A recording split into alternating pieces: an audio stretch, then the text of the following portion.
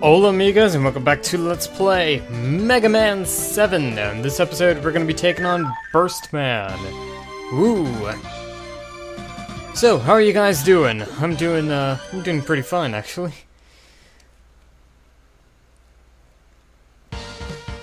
Alright, so Burst Man stage is... I really can't describe it. It's not one of the stages I really remember that well in this game.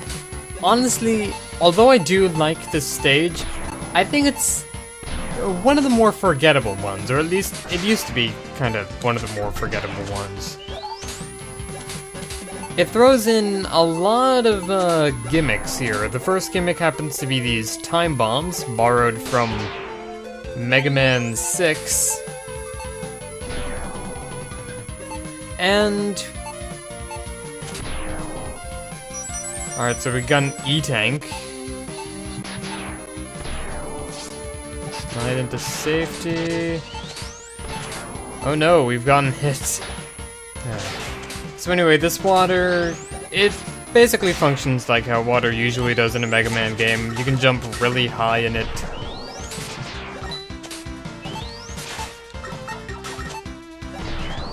And we go down.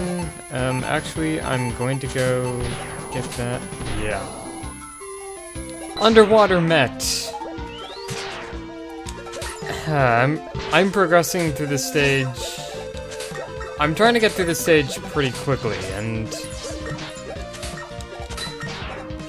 I don't know how many stages I'm actually going to be able to do in this video without boring you guys to death. Probably 0 stages. Because my commentary has never ever been particularly exciting or anything. And honestly, all we're doing is just fighting a mini-boss right here. And now the water turns from orange, which is a weird color for water, to purple, which is... we're in the land of grape Kool-Aid, Mega Man. Prepare yourself.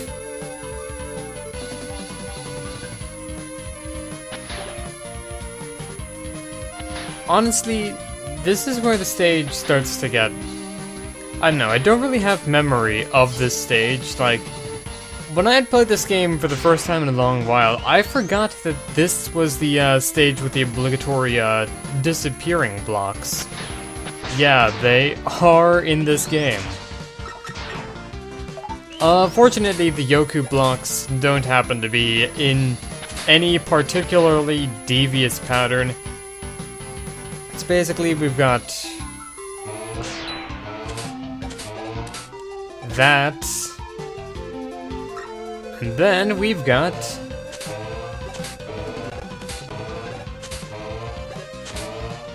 that.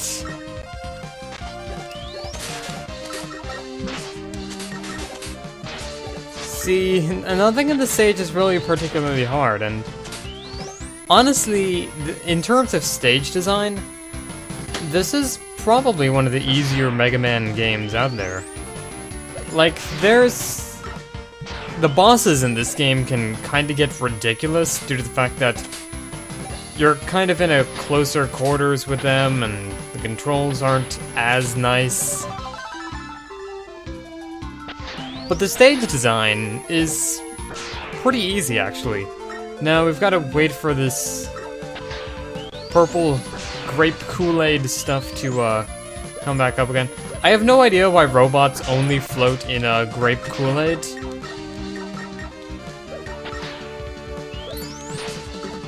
I mean, could somebody out in the audience who's like smart, who's a big sciencey guy and stuff, could you please explain to me the principles of Kool-Aid buoyancy? Because I'm confused. Luckily, I don't have to be a genius to get through the stage. The stage does take a while though, because you always have to wait for the water levels and stuff. So now that that's done, we've got a pretty easy boss fight to take care of as well. So let's equip our Freeze Cracker. Hand fight Burst Man, the boss with 2 weaknesses. Burstman's really kind of easy.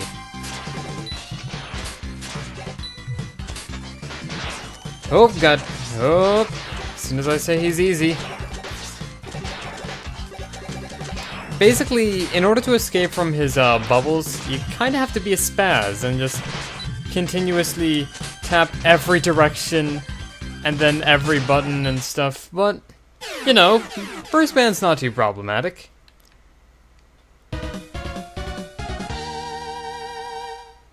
There we go.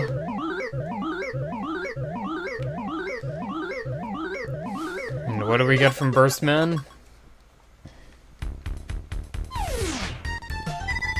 The danger ramp fires out a bomb encased in a bubble, doesn't it?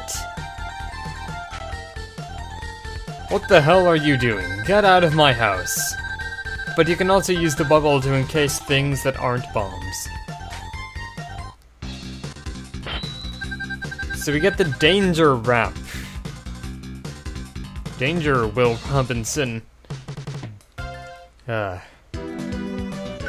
So the next logical choice is Cloudman. Because, you know, why not? Bubbles are the natural predator of clouds. Don't you understand?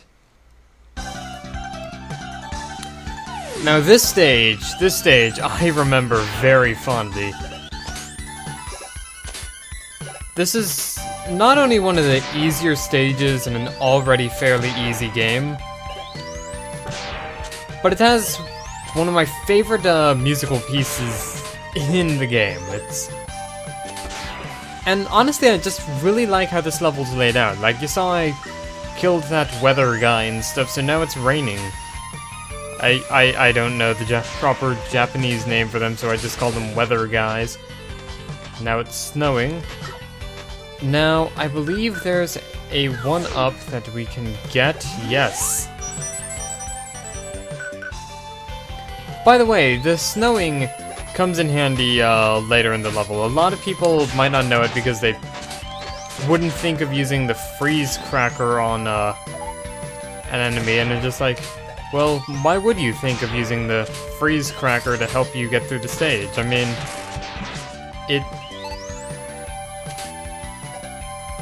some people probably don't realize it, but it causes the weather to be snowy, which is actually really, really useful for a part we're going to be coming up to soon. Now, another thing you can do with the freeze cracker is actually freeze these clouds and reveal the platform underneath them. Shouldn't the freeze cracker is also just, in general, just fairly good for dealing damage. It's basically one of the many, many weapons that we can use to basically phase out the Mega Buster. Now, see here that these platforms are all covered in snow? If you had kept the weather to raining, they'd actually be invisible. Which is just... it's not fun to navigate invisible platforms.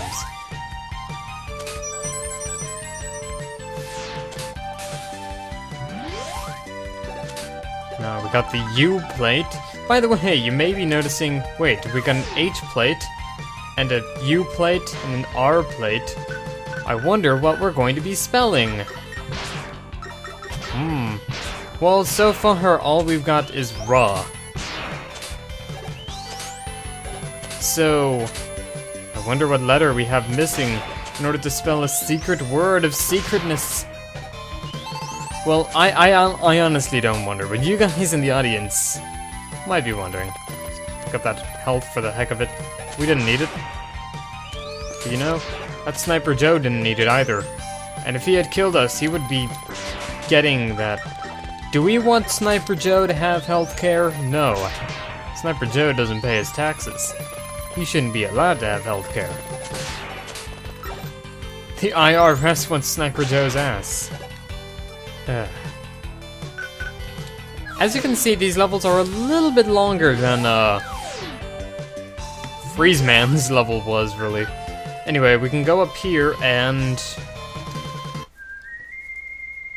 that familiar whistle. Oh hey, it's Proto Man! It's been a while, Mega Man. Here's a little information. Your weapons can be used to discover hidden areas. Try using the flame weapon in the woods. Okay. Proto Man appears in a multitude of stages, and if we talk to him in all of the areas he appears in, I want to get that bolt. You know what? There we go. Anyway, if you talk to him in all the areas he appears in, he'll eventually give you the Proto Shield, which is very, very useful. Kinda. It's basically a shield that enables you to take frontal fire and stuff like that. You know, as Proto Shield worked in Mega Man Powered Up? I think it works like that. I've never actually really gotten much use out of the Proto Shield. I've never been like, oh hey, you know what, let's use the Proto Shield to get through all these levels. It's more been like, okay, I got the Proto Shield just for 100% completion. Anyway, we go over here and Cloud Man, the bringer of clouds. Anyway, this is what we call a curb stomp battle. Because Cloud Man is ridiculously easy with his weakness. Oh god. Okay, so maybe it wasn't quite the perfect run I was intending, but you know.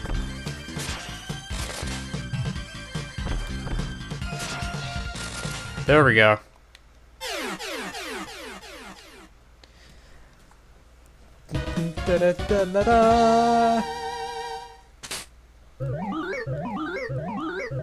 That was a pretty easy battle, wasn't it? Yeah. The stage has some of the this game has some of the harder bosses out there, but that was not one of them. The Thunderbolt fires out electrically charged balls, right? Yes, and it can also be used to power some electronic machines. It's bloody brilliant there. You get Thunderbolt. Hooray. The password screen. So, on the next episode, we're actually going to be taking down Junkman and then going to the mid-stage. Ooh, I wonder what the mid-stage could possibly have in store for us.